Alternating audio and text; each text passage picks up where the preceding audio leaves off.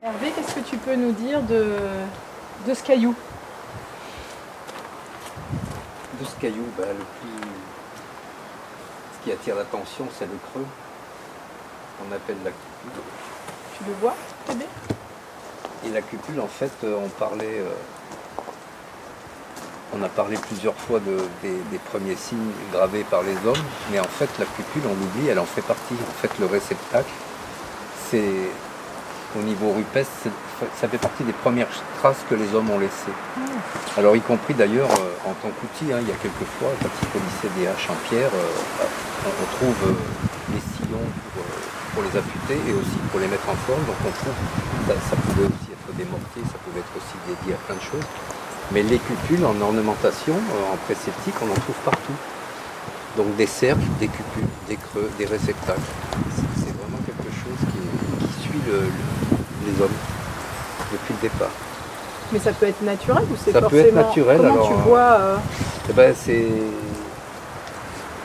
c'est lié, c'est difficile sur une pierre qui est sortie d'un contexte. C'est plus compliqué de retracer la forme ou de savoir d'où ça vient, parce que dans des rivières, on trouve régulièrement sur des bancs rocheux des suites de petites cascades, de cupules. C'est pas rare, donc on ne sait pas forcément, celle-ci elle a l'air brute, elle a été extraite soit d'une carrière, soit ça peut être un ancien hydridaire, ça peut être plein de choses. Ça peut aussi avoir été taillé. C'est patiné, c'est plus compliqué de savoir. Et là je vois derrière, nous avons le clapas, le mu. Est-ce que ça tu peux nous en dire quelque chose? Tu nous parlais un jour de la différence entre ces pierres mises à la verticale, parce que là ça se voit peut-être pas, mais il y a 1,50 m, 2 mètres alors, parfois. Oui, et puis ça peut être plus. En fait, c'est simplement, c'est pareil, ça suit l'humanité depuis des milliers d'années. En fait, tous les gens, tous les peuples qui se sont installés quelque part, suivant la nature du sol, ils ont défriché, ils ont cultivé, ils ont construit. Et là, on est dans des pays où il y a énormément de pierres, très peu de terre, donc on le retrouve dans plein d'endroits, dans plein de régions. Mais ça veut dire qu'on construisait, on ramassait des quantités monstrueuses de pierres et on faisait soit des terrasses. Alors déjà on dégageait les petites parcelles de champs, donc on faisait des tas de pierres qu'on appelle des clapiers, ça change de nom sur les endroits. Et on construisait des murs, et dans ces murs qui faisaient soutènement, d'abord ça prenait moins de place et ça avait la fonction de créer des terrasses. Donc ça tient le terrain, c'est drainant parce que l'eau passe à travers. Et ensuite, la retenue qui est formée, on faisait des terrasses. Ah oui, ici, il y a beaucoup en espalier, quoi. Quand on va en Ardèche, on a des montagnes aménagées, mais partout dans le monde, les rizières, les fameuses rizières en montagne, c'est que des terrasses.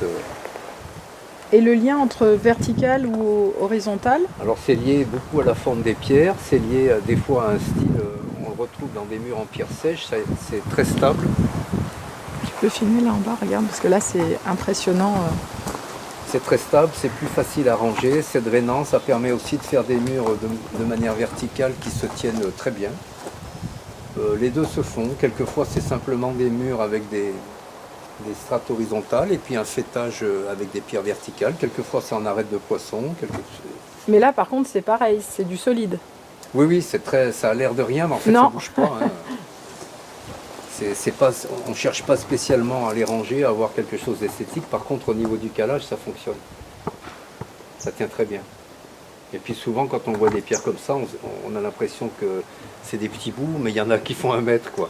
Ah, ok. Donc ça va loin derrière. Après, c'est une manière de construction. On met toujours des pierres qui rentrent, toujours certaines plus longues. On appelle ça des boutisses qui vont chercher loin et qui stabilisent l'ensemble, que ce soit vertical ou horizontal. Et ça va dessous aussi ou pas? Alors si nécessaire, là c'est pas nécessaire dans le sens il faudrait gratter, je sais pas quelle couche de terre il y a, mais on a un banc rocheux qui est très proche. Très proche. Dès qu'on touche le rocher, c'est fini, ça bouge plus. Il n'y a pas besoin d'aller chercher. C'est une question de poussée après, c'est ça qui fait aussi le... Si on a une poussée derrière, on est obligé de fonctionner autrement, de mettre du fruit et d'aller chercher un ancrage puissant. Chez Claire et Michel, en Ardèche, ils nous expliquaient qu'il y avait aussi beaucoup de cupules naturelles ou taillées qui étaient faites Ouais. pour des offrandes. Oui, bah, c'est un réceptacle, donc Un c'est réceptacle, pareil. oui, C'est toujours là pour accueillir. Si on épure la chose, c'est pour accueillir, recevoir. Donc oui, Là, nous aimons beaucoup quand l'eau du ciel est dedans, les oiseaux viennent. C'est vrai que c'est magnifique. et puis il n'y a pas si longtemps, on ne faisait rien sans remercier. Donc ça avait une force. Aujourd'hui, on l'oublie parce on a tout, on a accès à tout, mais il n'y a pas si longtemps, on remerciait pour tout, pour une moisson, pour une récolte, pour tout, pour des semis, pour un repas, Donc les temples, en fait, c'est des petits temples, hein, il y en a partout. À un moment, je m'étais dit que si je devais continuer à mettre le mot sacré dans toute ma pratique, finalement, je devrais dire chaque mot avec le mot sacré. C'est pour ça que j'ai fini par arrêter de le dire et me dire que dans le mot, il y a le sacré dedans. Oui. Parce que sinon, je devrais tout le temps dire la cupule sacrée, la pierre sacrée, le sol sacré, le bois sacré. Finalement, c'est un peu ce que j'entends de ce que tu me dis, c'est-à-dire que... C'est un état d'être, c'est après une manière de vivre, en fait. Et en général, quand on en est là, je pense qu'on parle beaucoup moins, qu'on bouge beaucoup moins, mais que tout est très précis, tout est à sa place.